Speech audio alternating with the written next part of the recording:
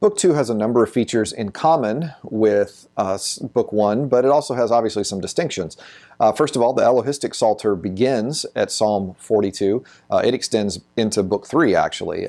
Book 2 goes from 42 to 72, but the Elohistic Psalter goes from 42 to 83. Remember, we were talking about the shaping of the Psalter, that Elohistic Psalter is the Psalms which use the divine Elohim for the divine instead of Yahweh for the divine. So unusual to not have the personal name, but it does seem to signal a separate collection there. Book 2 is dominated by laments. Almost 2/3 of the 31 Psalms, 20 of them are laments. So much like Book 1, the tone is lament heavy. Unlike Book 1, however, only 18 of the Psalms in Book 2 are actually attributed to David. We do have some new singers.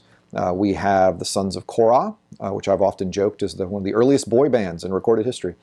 They have Psalms 42 to 49 as part of the collection. There is an Asaphite psalm. In other words, Asaph is a singer. Solomon is a singer.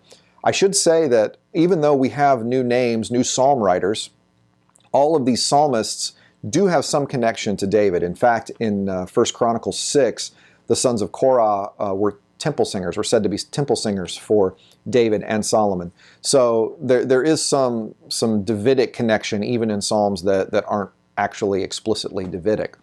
The Korahite Psalms themselves don't represent any particular time. There was no one thing they wanted to sing about. They have individual and communal laments in there. They have royal psalms, hymns, enthronement psalms, and even some psalms that have been identified as wisdom as well.